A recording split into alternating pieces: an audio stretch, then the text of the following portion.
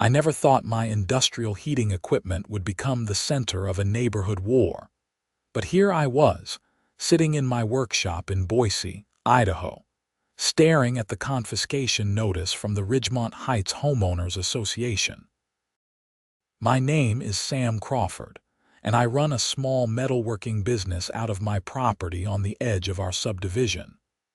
When I bought the place 3 years ago, I specifically chose this lot because it bordered the commercial district and had enough space for my workshop. The property was zoned mixed use, which meant I could legally operate my business from home. I checked everything twice before signing the papers, making sure there would not be any issues down the line. The industrial heater in question was a necessity, not a luxury. Idaho winters are brutal, and working with metal in a freezing shop is not just uncomfortable but dangerous. The heater kept my workspace at a reasonable temperature so I could actually do my job without risking frostbite or making critical errors because my hands were numb. It was a Herman Nelson H35 portable industrial heater, designed for construction sites and large workshops. Sure, it made some noise when it kicked on, but it was no louder than a lawn mower, and I only ran it during reasonable hours. The problem started in early November when Sharon Mitchell moved into the neighborhood. Sharon was everything you would expect from a stereotypical HOA president. She was 52 years old, always wore a visor even indoors, and carried a clipboard everywhere she went. Within 2 weeks of moving in, she had volunteered for the HOA board, and within a month, she had somehow maneuvered herself into the president position after the previous president resigned, probably just to get away from her. I first met Sharon on a cold Tuesday morning. I was loading some finished pieces into my truck when I heard the clicking of heels on my driveway. I turned around to see her marching toward me with that clipboard clutched to her chest like a shield. "Excuse me, are you Sam Crawford?" she asked, her voice sharp and nasal. "That's me." "Can I help you?" "I'm Sharon Mitchell, president of the Ridgemont Heights HOA. I've received several complaints about excessive noise coming from your property." I wiped my hands on my work pants and tried to keep my voice friendly.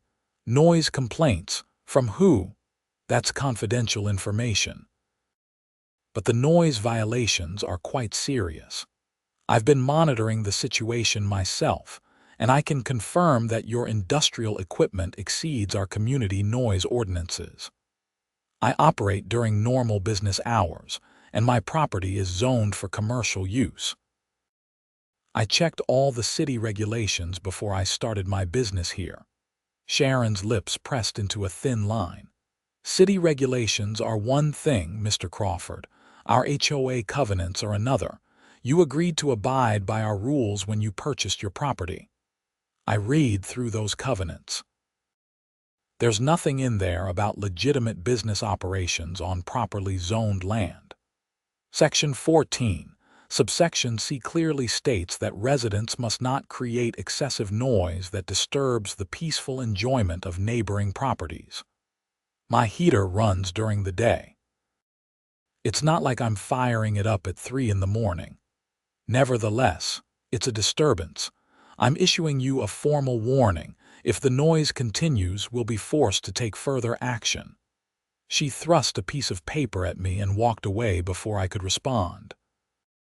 I looked down at the official warning printed on HOA letterhead.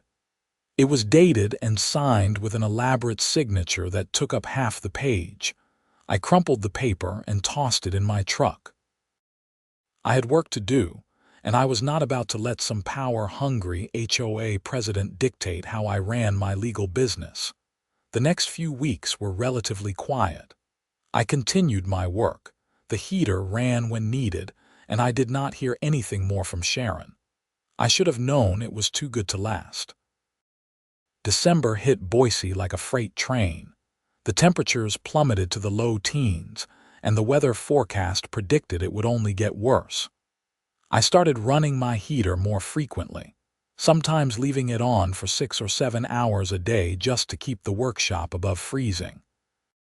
My hands were already cracking from the cold, and I had orders to fill. Christmas was coming, and people wanted their custom ironwork finished on schedule. On December 15th, I came back from a supply run to find my workshop door standing open and my heater gone. Not just turned off, but physically removed from the premises. I stood there in the doorway, my breath fogging in the frigid air, staring at the empty space where my heater should have been. There was another notice taped to my workbench. This one informed me that the HOA had exercised their right to remove the offending equipment, and that I could retrieve it by paying a fine of $1,500 and signing an agreement to never use industrial heating equipment on the property again. I pulled out my phone and called the non-emergency police line. When the officer arrived 30 minutes later, I explained the situation. Officer Rodriguez listened patiently, examined the notice, and shook his head. "This is technically a civil matter, Mr. Crawford.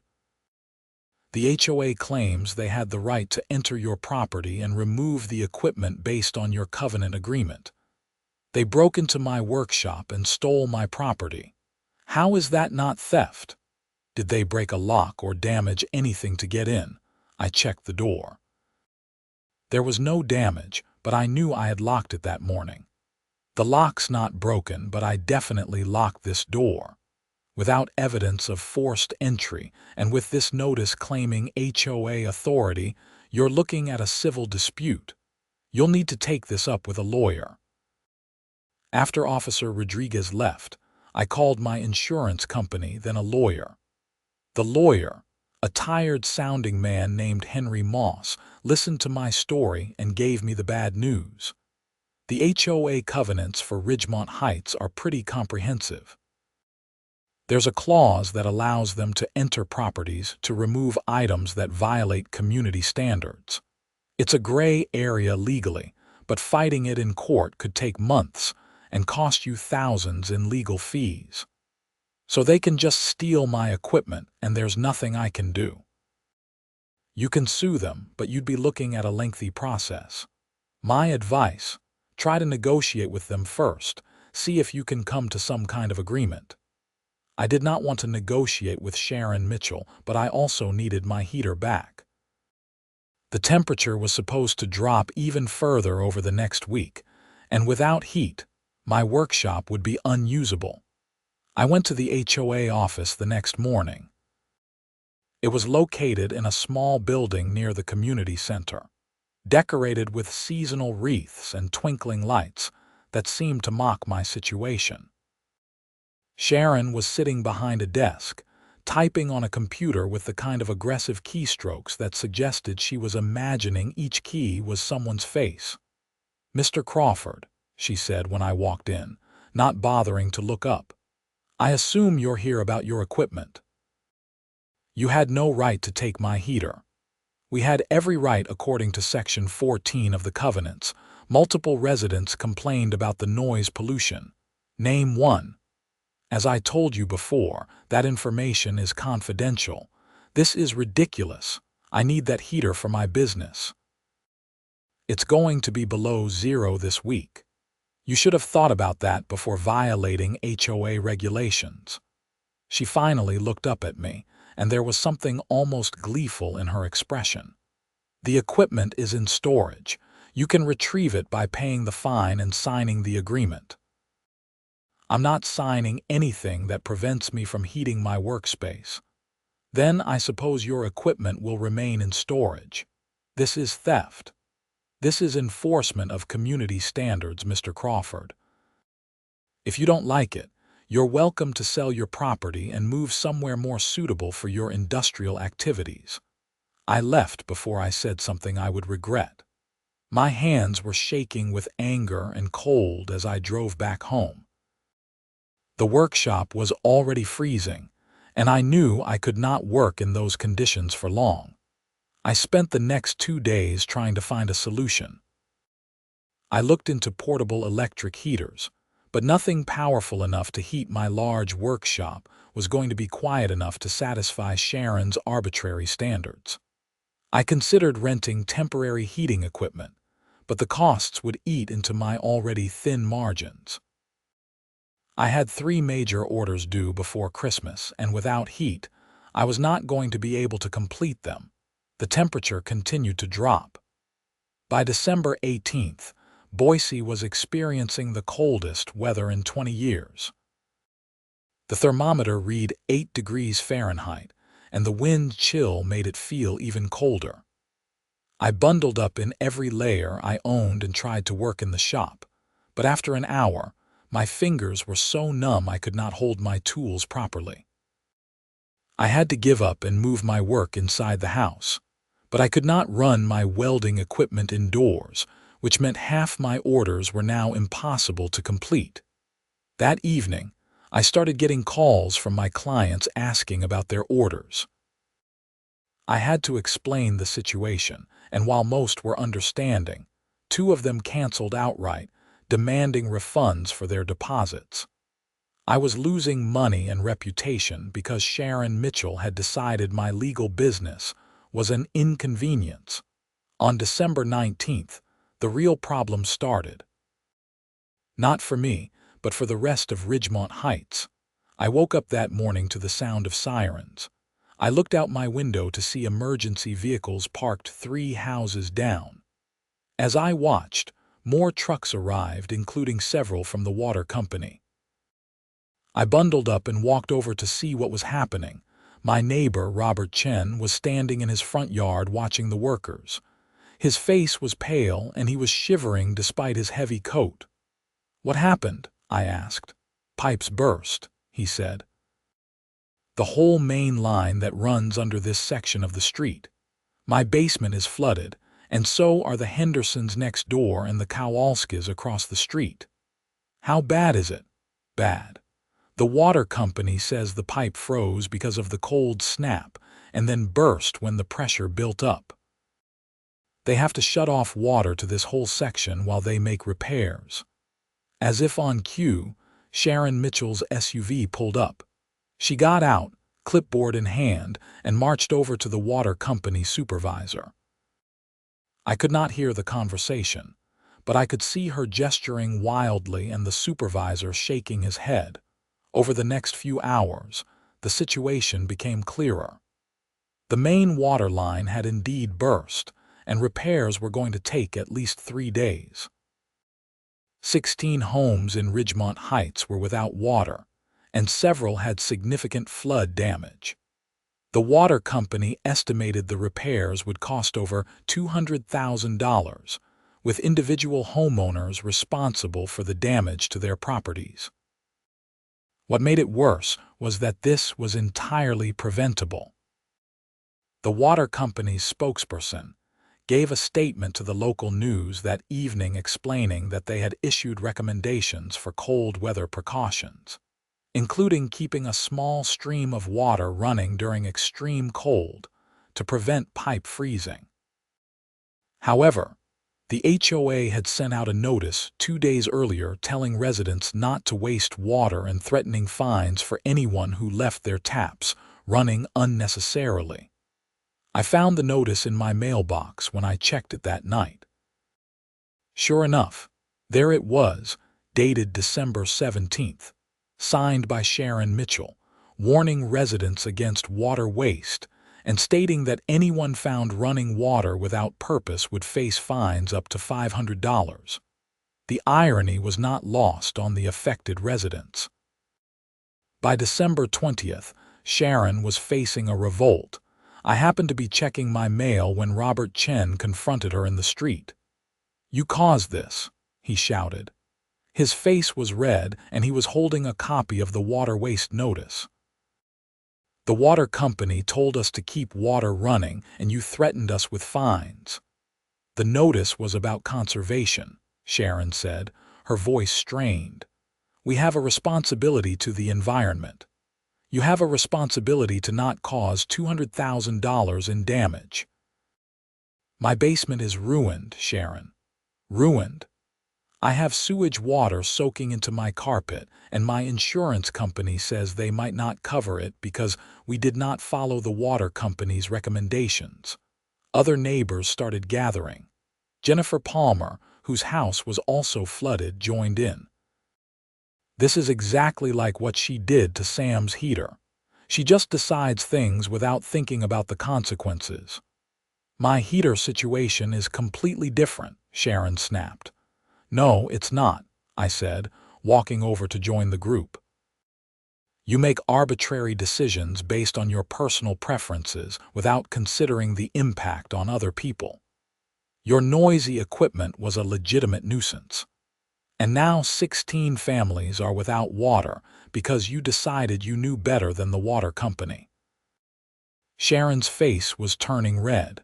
The burst pipe is not my fault. That's old infrastructure that should have been maintained better. But you told people not to run their water when the water company specifically said to do exactly that, Robert said. That's negligence, Sharon. That's you directly causing this problem. I won't stand here and be attacked, Sharon said, turning to walk away. The HOA board will be discussing this matter at our next meeting. There better not be an HOA much longer, Jennifer shouted after her. We're talking to lawyers. As Sharon drove away, I noticed something. The gathering crowd included several people I had not seen at previous neighborhood events. They looked cold, miserable, and angry. The temperature was still in the single digits, and without water, these families could not properly function in their homes. That afternoon, my phone rang.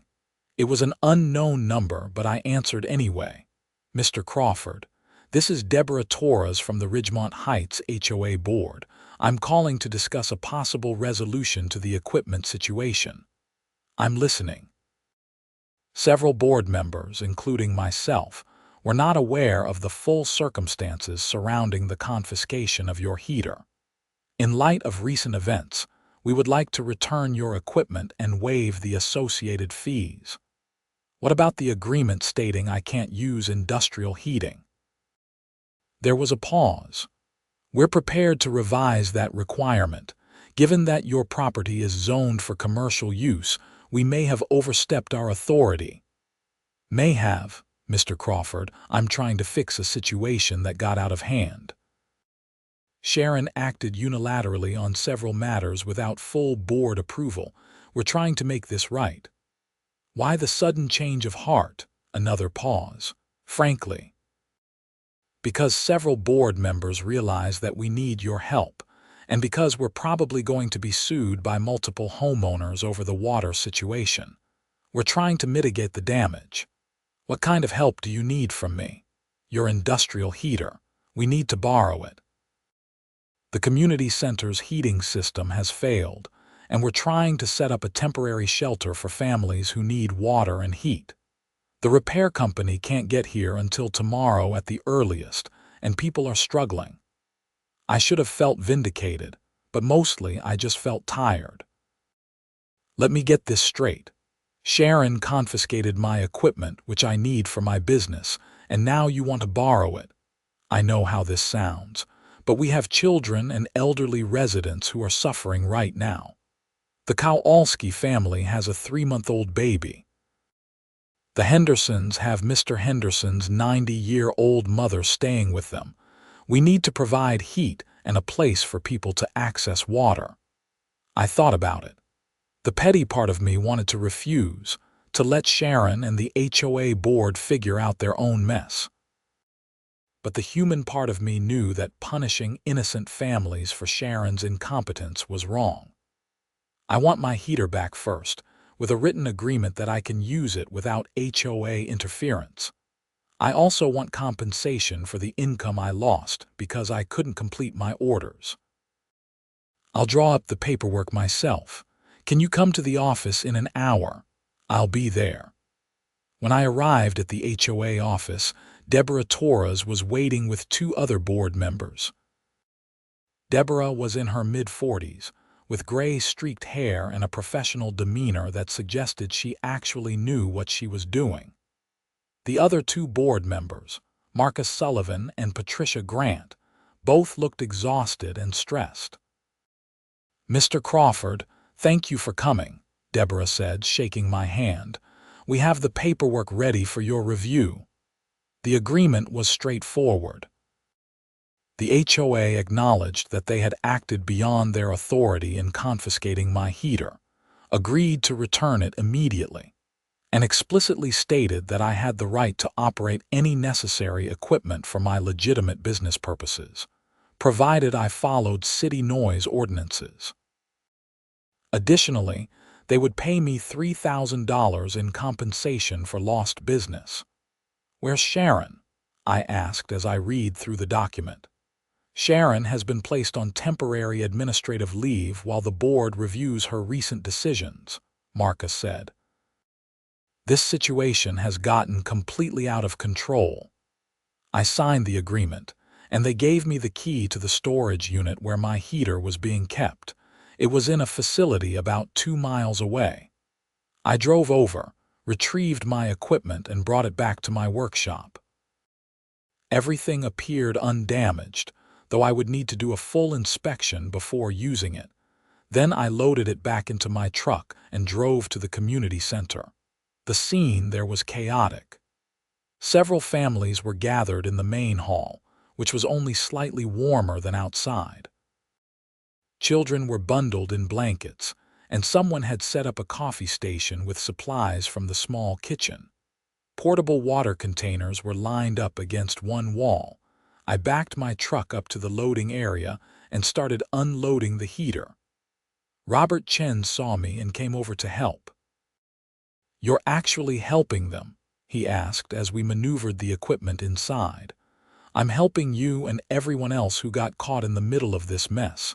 Sharon has some nerve asking for your help after what she did." It wasn't Sharon who asked. It was Deborah Torres. And she gave me everything I wanted, including compensation. Robert helped me set up the heater in the center of the main hall. It took about 20 minutes to get everything positioned correctly and ensure proper ventilation. When I finally switched it on, the familiar rumble filled the space. Within minutes, warm air was flowing through the room. The relief on people's faces was immediate. Jennifer Palmer came over with her 2 kids, both wrapped in heavy coats.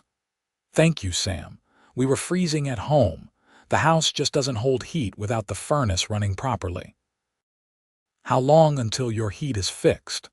"They're saying maybe tomorrow, but with this cold, who knows? And we still don't have water." I stayed at the community center for the next few hours, making sure the heater was running properly and showing a few people how to adjust it if needed. As the evening went on, more families arrived, grateful for the warmth and the access to water. Around 8 that evening, Sharon showed up. She looked different somehow, smaller and less certain than the imperious HOA president I had dealt with before. She spotted me near the heater and walked over slowly. "Mr. Crawford," she said quietly, "I owe you an apology." "Yes, you do. I was wrong about the heater, and I was wrong about the water conservation notice. I thought I was doing what was best for the community, but I didn't consider all the factors." "You didn't consider anything except your own idea of what the community should look like." Sharon flinched. "That's fair. I got carried away with my authority.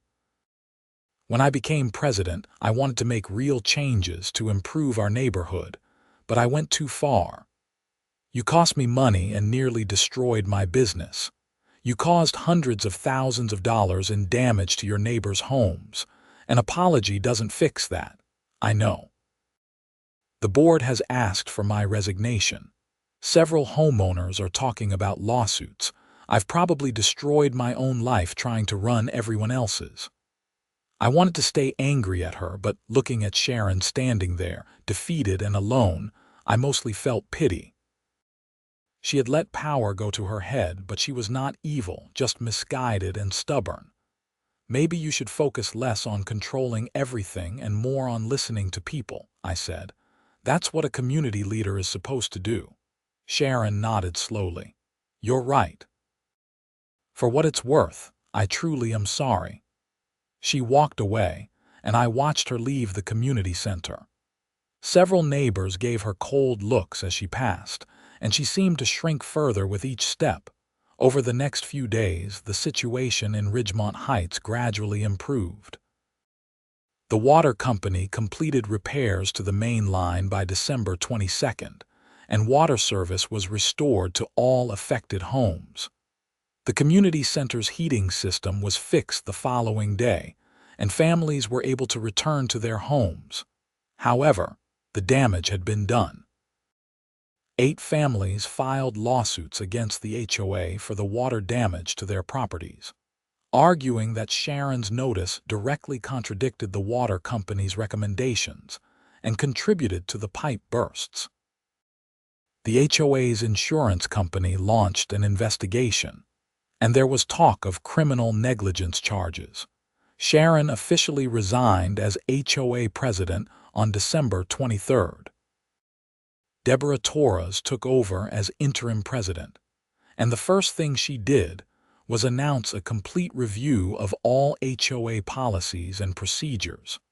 I got my business back on track, though I had to work overtime to catch up on the orders I had missed.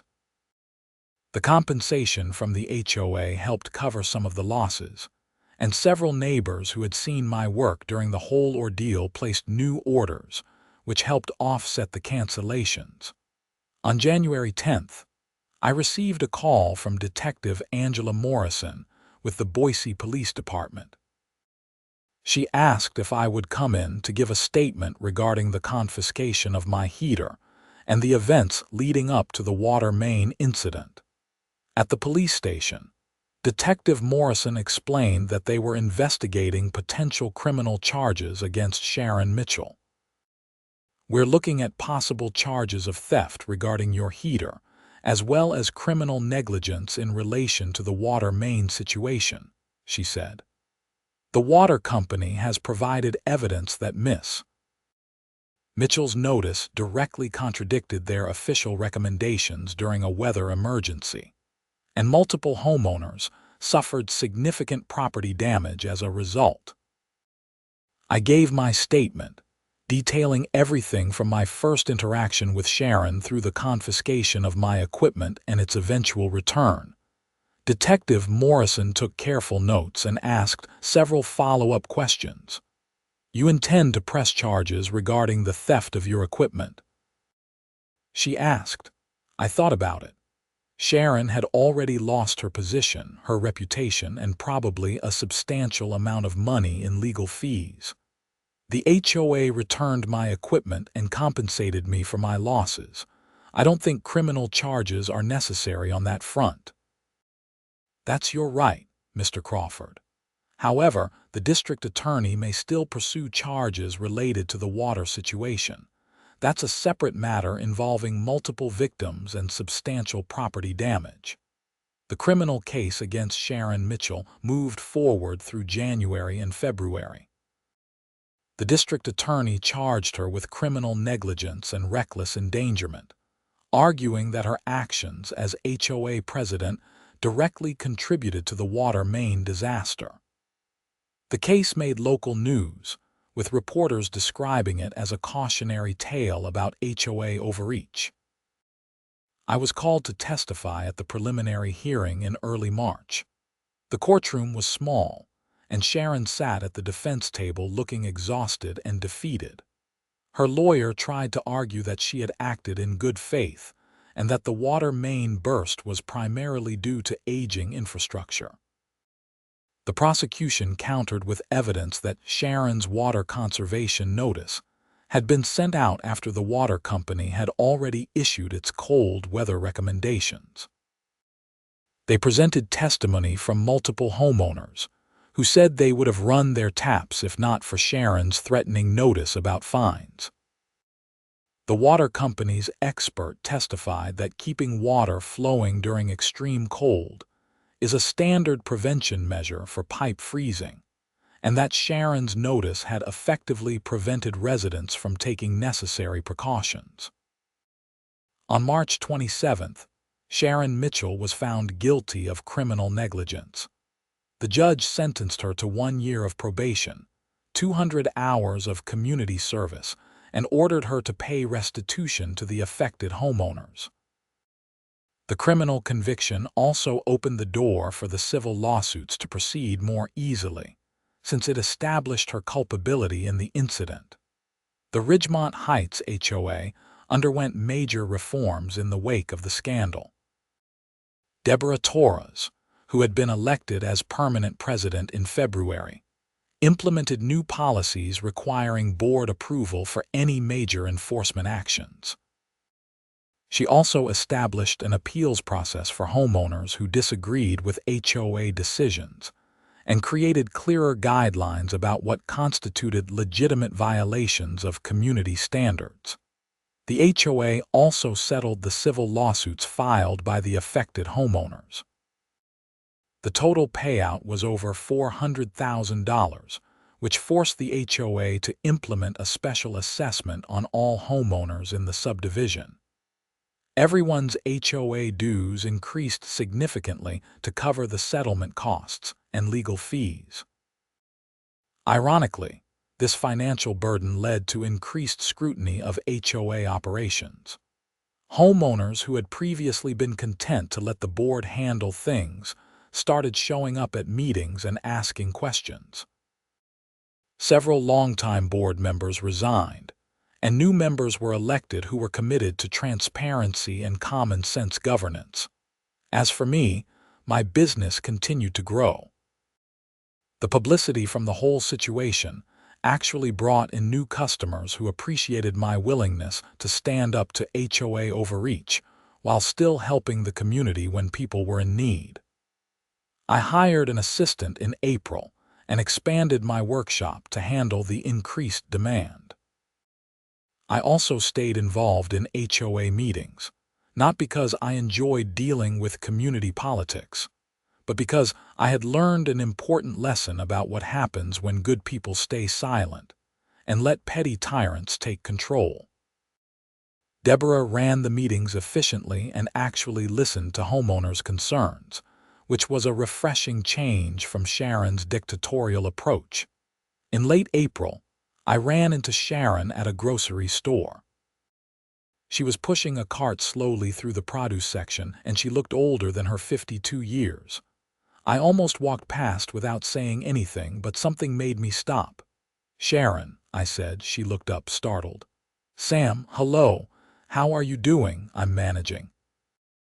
I'm working part-time at an accounting firm and doing my community service on weekends. I sold my house in Ridgemont Heights. I couldn't afford to stay after everything that happened." "I'm sorry to hear that." "Don't be.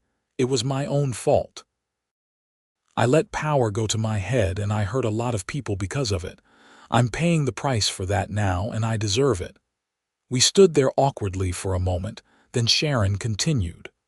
"I wanted to thank you, actually. When you helped with the heater at the community center, even after what I did to you, it showed me what real leadership looks like. I've been thinking about that a lot during my community service. We all make mistakes, Sharon. The important thing is learning from them. I'm trying. I really am." I watched her walk away toward the checkout, her cart only half full, and I felt a mixture of emotions. Justice had been served, the community had been protected from future overreach, and reforms had been implemented. But there were no real winners in this situation. Sharon had destroyed her own life through arrogance and stubbornness. Families had suffered property damage and financial hardship, and the entire community had been forced to pay higher HOA dues for years to come. The one positive outcome was that Ridgemont Heights had learned a valuable lesson about the dangers of unchecked HOA authority. The new board operated with transparency and common sense, and homeowners were more engaged in community governance. People had learned to question authority and demand accountability, which would hopefully prevent similar situations in the future. My industrial heater continued to keep my workshop warm through the remainder of that winter and into the next. Every time I heard it rumble to life, I thought about those few days in December when something as simple as a heating unit had become the center of a neighborhood controversy that eventually led to criminal charges and major reforms. The whole experience taught me that standing up for your rights matters, even when it is difficult and uncomfortable. If I had simply accepted Sharon's initial confiscation and paid the fine to get my equipment back, she would have continued her authoritarian approach unchecked. By refusing to back down and insisting on my legal rights, I had inadvertently forced a reckoning that benefited the entire community. It also taught me the importance of helping others, even when you have every right to be angry and vindictive. If I had refused to let the HOA use my heater for the emergency shelter, innocent families would have suffered because of my grudge against Sharon. Sometimes being the bigger person is not about being weak or letting others walk over you. It is about recognizing when your actions can help people who had nothing to do with the conflict. By the summer of that year, life in Ridgemont Heights had largely returned to normal. The last of the flood-damaged homes had been repaired, the lawsuits had been settled, and Sharon Mitchell was a cautionary tale that people occasionally referenced when discussing HOA matters. The community had survived its brush with petty tyranny and emerged stronger and more engaged. I continued running my metalworking business from my workshop, the industrial heater humming away whenever the temperature dropped. No one complained about the noise anymore. In fact, several neighbors made a point of telling me they appreciated having a legitimate business in the community and that they admired my craftsmanship. Deborah Torres proved to be an excellent HOA president. She focused on maintaining property values and community standards while respecting homeowners' rights and the limitations of HOA authority. Under her leadership, Ridgemont Heights became known as one of the more reasonably governed subdivisions in Boise, which actually helped property values more than any of Sharon's strict enforcement ever could have. On the anniversary of the water main incident, the local paper ran a retrospective article about HOA governance and the lessons learned from the Ridgemont Heights case. They interviewed several residents, including me, and the article became required reading for HOA board members throughout the region. Our little neighborhood controversy had sparked a broader conversation about the balance between community standards and individual rights. The article quoted me saying, "HOAs serve an important purpose in maintaining neighborhoods and protecting property values, but they need to be governed by people who understand that their authority comes with responsibility.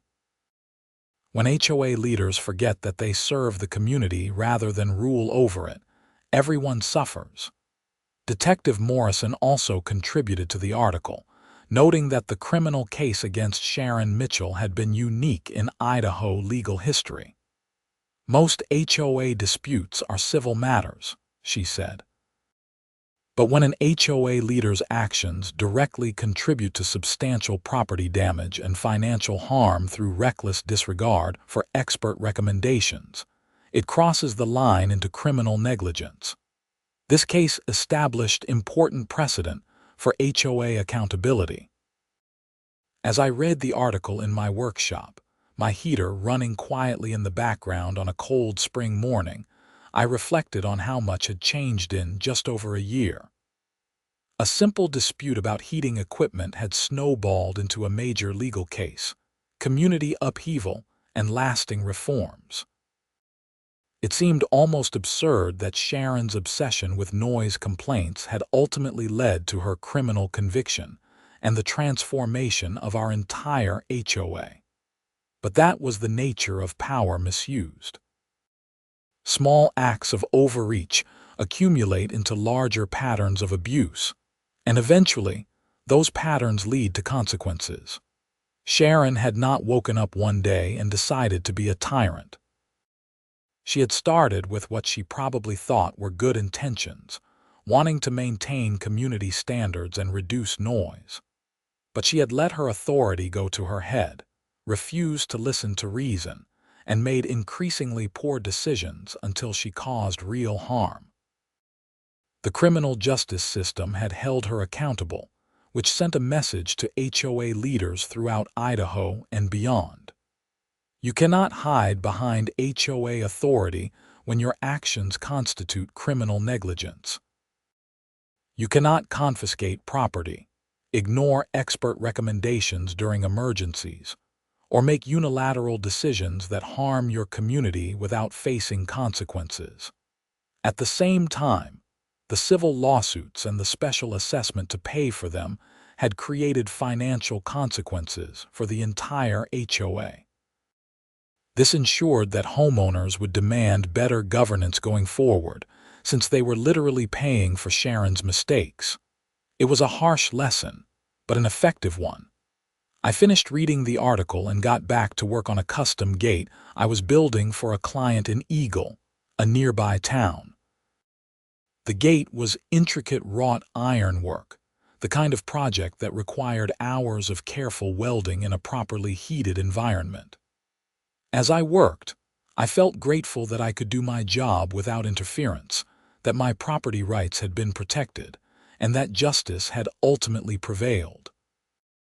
The final chapter in the Sharon Mitchell saga came in late August when she completed her community service. Under the terms of her sentence, she had worked at a homeless shelter in downtown Boise, helping serve meals and organize supplies. According to the shelter director who spoke to the newspaper, Sharon had been a model volunteer, hardworking and humble, a far cry from the imperious HOA president she had once been. Sharon gave a brief statement to the press when her probation officially ended. "I made serious mistakes that hurt many people," she said. "I let a small amount of authority go to my head, and I stopped listening to the people I was supposed to serve. I hope my experience serves as a warning to others in similar positions." Power, even small-scale power like leading an HOA, requires humility and wisdom. I had neither, and I paid the price for it. She declined to answer questions and left the courthouse without further comment. According to sources, she had moved to Twin Falls, Idaho, where she was working as a bookkeeper and keeping a low profile. She had lost her marriage, her home, her reputation, and a year of her life to probation and community service. It was a steep price, but one that most people agreed was justified given the harm she had caused. As for the families who had suffered property damage from the burst pipes, most had recovered financially through the HOA settlement and their insurance claims. The emotional toll had been harder to quantify.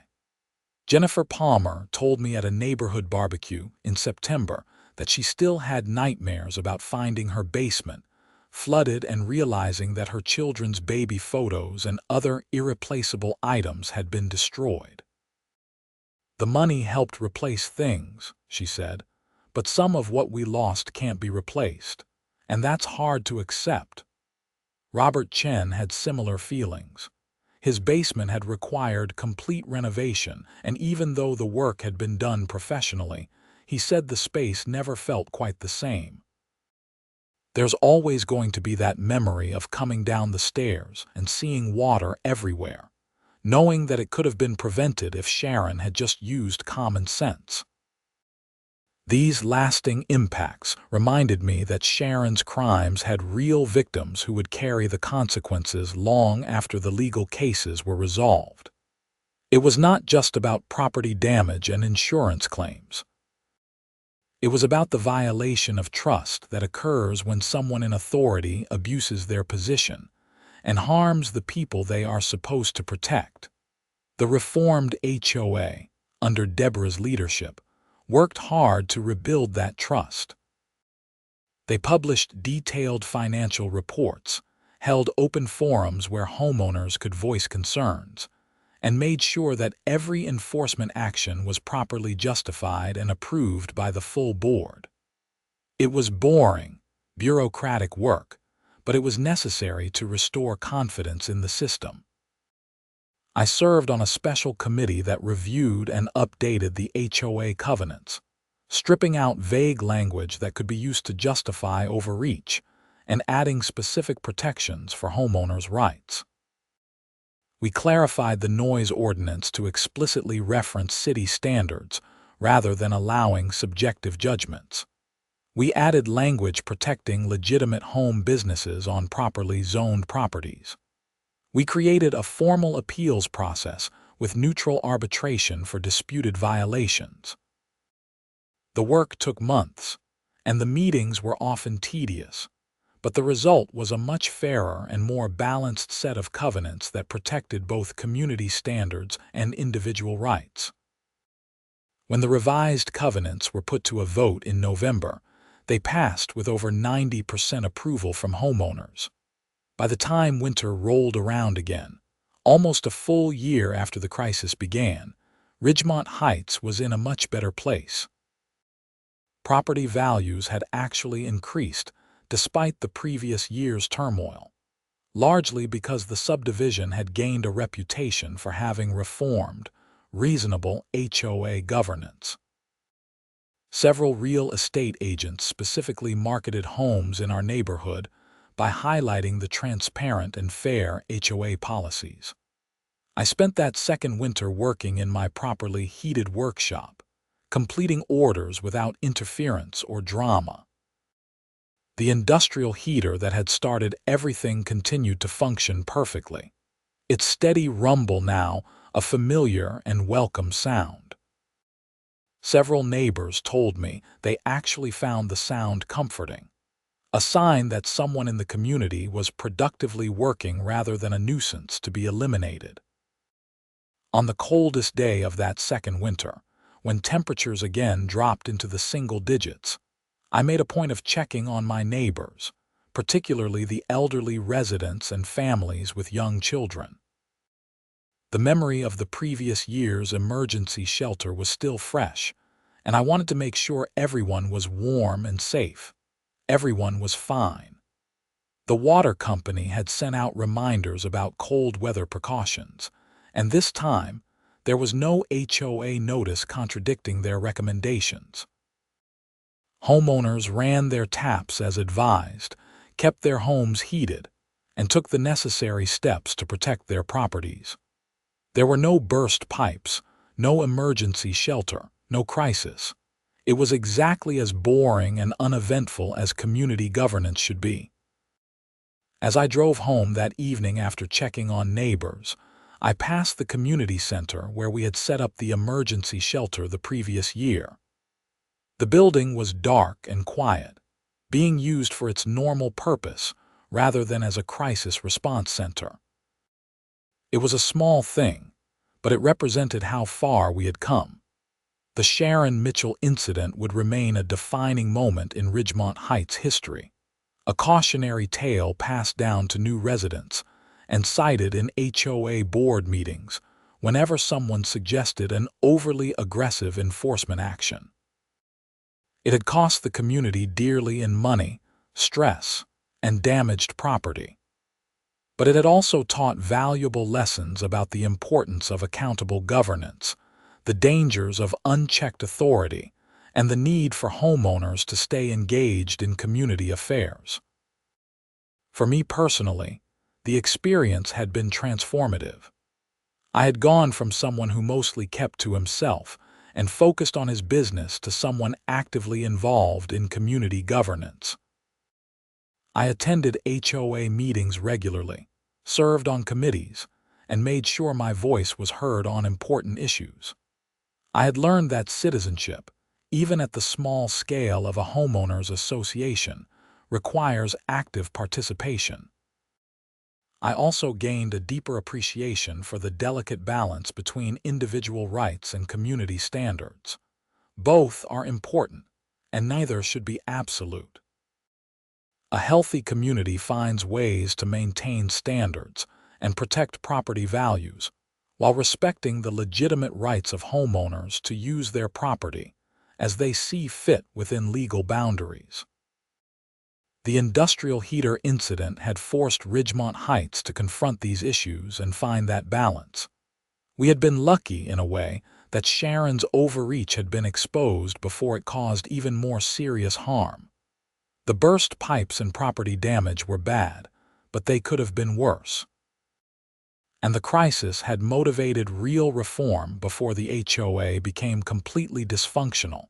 In the end, justice had been served. Sharon Mitchell had been held criminally accountable for her negligence. The civil lawsuits had provided compensation to victims, and the HOA had implemented reforms to prevent similar incidents in the future. The system had worked, albeit slowly and imperfectly. As I pulled into my driveway that cold winter evening, I looked at my workshop with its industrial heater keeping the space warm and functional. That piece of equipment, which had once been the center of so much controversy, was now just a tool doing its job. The noise that Sharon had found so objectionable was barely noticeable against the background sounds of the neighborhood. Sometimes the things we fight over reveal larger truths about power, authority, and justice. An industrial heater was never really the issue. The issue was whether one person could unilaterally decide what was acceptable in a community, and enforce that decision through intimidation and overreach. The issue was whether HOA authority had any limits or whether homeowners had meaningful rights. Those questions had been answered definitively. HOA authority does have limits, homeowners do have rights, and people who abuse their positions will face consequences. It took a crisis to establish these principles, but once established, they made Ridgemont Heights a better place to live. I walked into my house, made dinner, and settled in for a quiet evening. Outside, the temperature continued to drop, but inside, everything was warm and comfortable. My business was thriving, my community was well governed, and justice had been served. Life was good, and I had earned the peace and security I now enjoyed. The industrial heater that started it all continued to run in my workshop, its steady rumble a reminder of how far we had come and how important it is to stand up for what is right, even when it is difficult. Especially when it is difficult.